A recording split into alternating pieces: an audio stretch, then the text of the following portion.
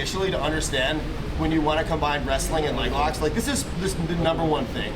You want to combine pushing and pulling, okay? A big mistake I think that people were doing for many years with leg locks is they were just pulling people, okay? Like I did this a lot, right? You'll see like old matches of mine where I lost. Please don't watch these. If you do, sometimes you'll see like I just try to pull the guy, and then when he sits back, I don't go up, okay? So that's the first thing we're gonna focus on. So he's gonna be on his knees, and we're just gonna do a very basic elevation, okay? So start at the wrist with your palm. Do you guys know what like palm up, like grips like this are? Yeah, so we do palm up. So you guys see my hands, right?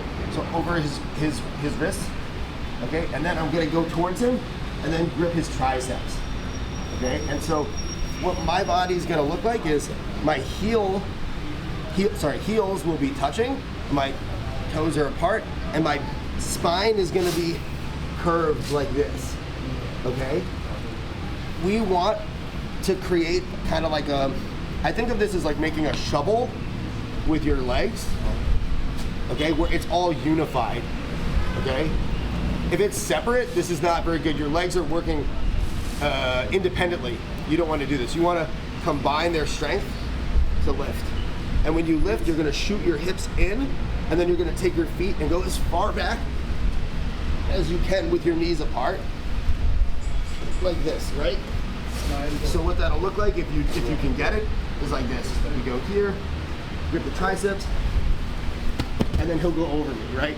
And so now the advantage is my hips are under his and my shoulders are under his, right? So I could either go into leg locks, or if he sits back a little bit, I can go into like shoulder crunch type stuff, and then you can get up and do like sweeps or arm saddle if you want, right? So that's the big advantage of elevating somebody.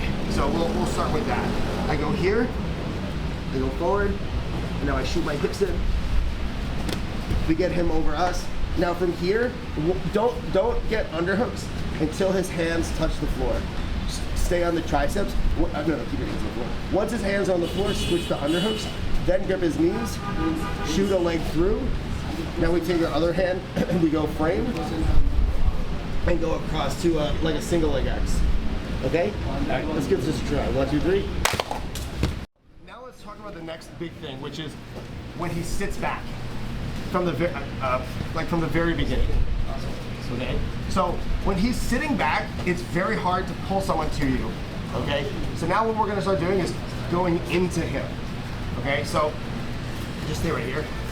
Okay, so to wrestle up, I have to first do something called, like if I'm seated, I have to do a heist.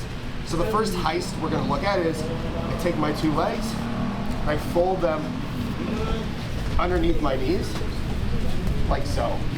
Now, my knees are gonna go into the floor as my head goes into his chest, and look at my feet, they go under my butt. Now, I take my right arm, I go below at his knee, my other arm goes up to his hip, and we drive him down to the side. And what's good about this is you're gonna come up right into a body lock. Okay, so you don't even have to fight to get this. You already have it from the beginning, okay? So, again, so I'm gonna show it from a distance so you guys can see it, but in real life, I'm gonna grip him. So let's pretend I'm gripping, I'm pulling, I feel him sitting back. So what I'm gonna feel for is, I grip here and I try to pull him, but he sits back. I sit back, I feel that pulling back. Okay, I feel the energy of him pulling back. Okay, so now I fold my legs like this. I bring my knees to the floor, so with some distance so you guys can see. I fold my legs. I put my knees on the floor. My feet go underneath. And my head's gonna go into his chest, and I go here and here. Don't do this because he could guillotine you, obviously, right? So I go here, like this. And don't take him straight back, because that's bad for his knees. We go to the side, like this. Okay, so when you're connected to the guy, it'll look like this. So I'm here, he's gonna sit back, and you go into him. This is honestly the absolute easiest wrestle up in the entire sport. I think it's so easy and so effective. If you guys watch any of the Marcelo Garcia guys, like John Satava especially is really, really good at this. You'll see John Satava do this all the time, right? So the reason this is so easy is because it's like you're basically doing the easiest possible double leg in the world, right? Like you're getting directly into him. He's giving you this space by sitting back. He doesn't want to get elevated, so what he's doing, and I stay right here, as he doesn't want to get elevated, he gives you a clear path to shoot on him. Okay, we just have to get our legs into position. So the way we do that, we fold our legs like this. I put my knees on the floor, and then my hands go into place. And then the last step is I drive in and I look at my feet, and then I'm in on the sweep. Okay? All right, so one more time. And understand, guys, again, this is really important. This is not gonna work. Like if he's here, he's posting on me, and like, I'm not gonna like if he's coming towards me and I go to come up, this is not gonna work. Right? This works where if he's coming towards me, I'm gonna elevate him. And now as he's sitting, sit back. As he sits back, okay, then I'll come up. Right? Like one leads into the other. Okay, does that make sense, guys? Yeah, you can't, come back to your knees. You can't just force one or the other. Sometimes you'll come up for the wrestle up, you'll be here, and he'll block it, and then you go back to this, and let me elevate you this time. Like he's trying to not let me wrestle up, and that's where you get this, okay? Yeah, we'll talk more about that later, but for now, I just want you guys to understand the main concept, okay? All right, any questions? When you're driving the left arm across or just forward? Yeah, drive the left arm across. Like guys, go like this. So when you come up, you're gonna go, you're pulling, you feel him pulling back, we fold our legs, it'll be like this. Because the main thing, guys, is you want this to happen. This is like, honestly, to be considerate of the training partner, right? If you take him straight back, guys, this would be really bad for your knees. You see this? This could like really be bad. So we want to take them like this, right? If it's a match, who cares? Just go straight forward. Yeah, but if it's training, guys, look, you put like a block in place. Your arm is going to be like a wedge here, and then your other arm's going to push, and they fall over the wedge, and their legs will come out. Does that make sense? Yeah. So again, guys, look at the right arm and the left arm. So we're here, we pull back, he pulls back. We come up. Yeah, so that was a very good question. My left arm's gonna push.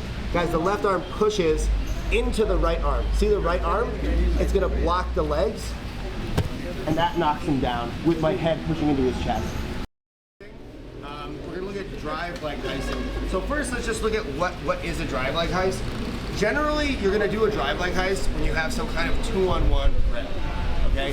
What you're gonna wanna do is get his elbow across your center line, and then from here, so take a look at my leg guys, they're gonna swing out to the side, and then this left leg is gonna go back, and then I'm gonna let go of the 2-on-1, and I'm gonna come up to attack his legs. Here, my head is off to the side, and it's okay to have it here because his arm is over here, right? If his arm was here, obviously he could guillotine you, right? But because with this type of heist, you're almost always gonna do it when you take his arm away. And sometimes you'll even have like you could do this with an arm drag.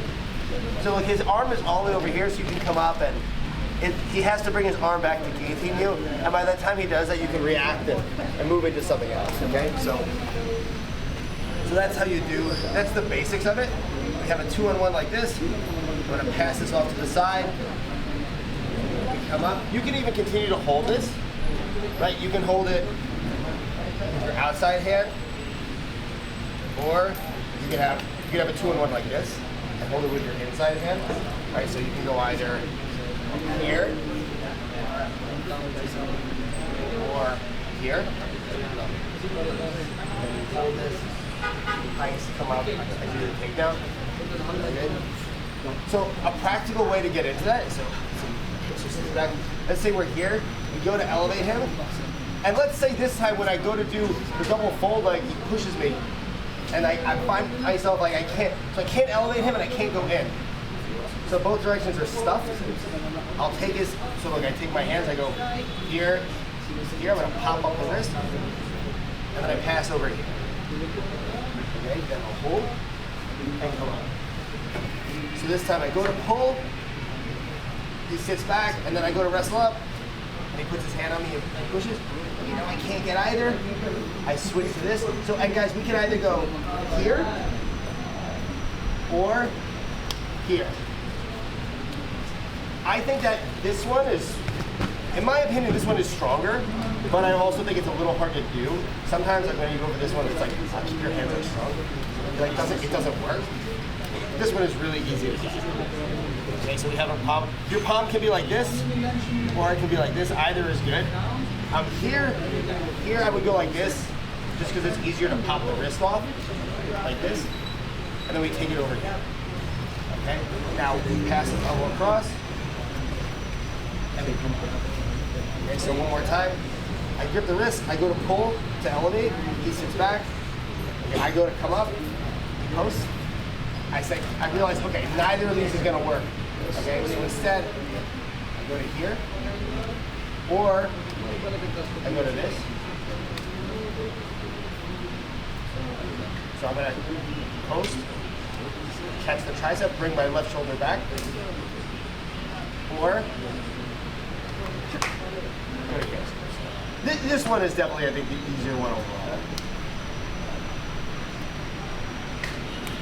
And now from here you could do other things too. Like I could actually go back to elevating him as well. But a really good option is I pass the elbow across. I let go with the right arm. I start my heist. Now I'm gonna let go with both, and I come up to the takedown. And from here, guys, you have two very good options. Because my head is already behind him, if when I drive, let's say he brings this leg out and he's like sprawling a little, just go behind.